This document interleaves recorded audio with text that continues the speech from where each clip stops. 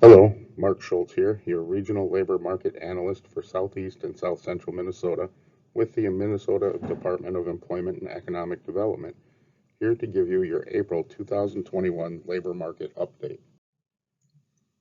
Today's topic will be on occupational wages and cost of living in Southeast Minnesota.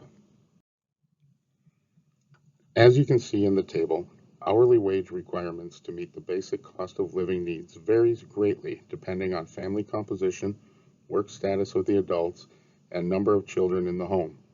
The lowest required hourly wage can be seen for each parent in a two-parent family, both of whom are working full-time and don't have any children. The wage requirement in this scenario is only $9.50 per hour. On the other hand, the highest wage requirement is for a single parent with 4 children, where the wage needed to meet basic cost of living rests at $35.18 per hour. Also shown in the table, the highest monthly expenses are for food, housing, transportation, and childcare if there are children in the home. The cost of childcare, however, is contingent on the work status of the parents. For example, for a two-parent household with one parent working part-time, the cost of childcare is lower based off the assumption that the parent that is working part-time is taking care of the child when not at work. As shown in the table of employment and wage data, many of the occupational groups with the highest employment numbers are also ones that have very low starting wages. For example, 10th percentile wages for food preparation and serving occupations is only $10.27 per hour, while starting wages in sales and related occupations sits at $10.76 per hour.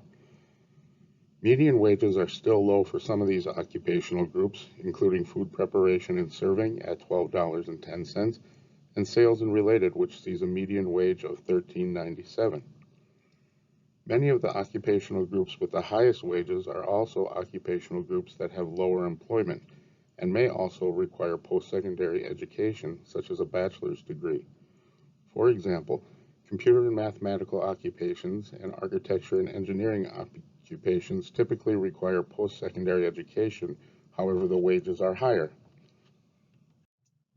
For the next 3 slides, I'd like you to concentrate on the number of highlighted boxes rather than the actual dollar amount in those boxes. As you can see, the majority of occupational groups have 10th percentile wages that are below what a single person with no children need to earn to meet the basic cost of living needs. As we move to a scenario that includes a two-parent family, one working full-time and one working part-time with one child, we see that more boxes are highlighted and thus falling short of meeting the cost of living wage requirement. Moving on to a third scenario, which is for a single person with 2 children, we see that much larger number of boxes are highlighted, including 13 occupational groups at the 75th percentile and 8 at the 90th percentile. In summary, there is a wide range in the hourly wages needed to earn to meet the basic cost of living needs in Southeast Minnesota. Of course, that depends on family composition. Many of the occupational groups with lower employment numbers are also among the highest paying groups, and many require post-secondary education, such as a bachelor's degree. Depending on family composition, many occupational groups pay less than the cost of living requirement at the 10th percentile, while some don't even make the cut at the 90th percentile. One possible implication is, how is someone supposed to afford a post-secondary educational award to increase their wages when they are working in a low-paying job and can't afford school or to take time off work to attend school since they need the paycheck? Well, a college degree is not the only path to workforce success. There are plenty of jobs that require only a high school diploma that pay well and are in high demand.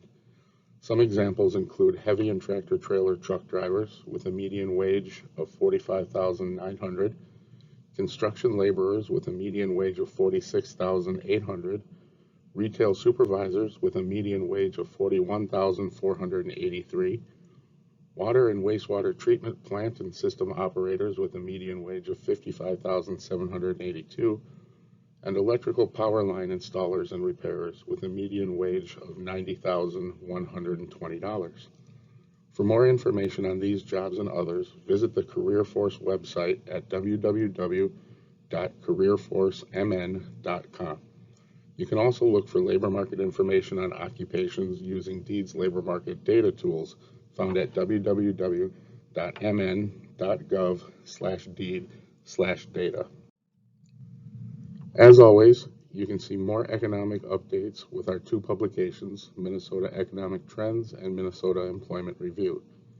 You can also call the LMI helpline with any questions you have at 1-888-234-1114, or you can email me directly at mark.schultz@state.mn.us. Thank you for listening, and stay tuned for next month's labor market update.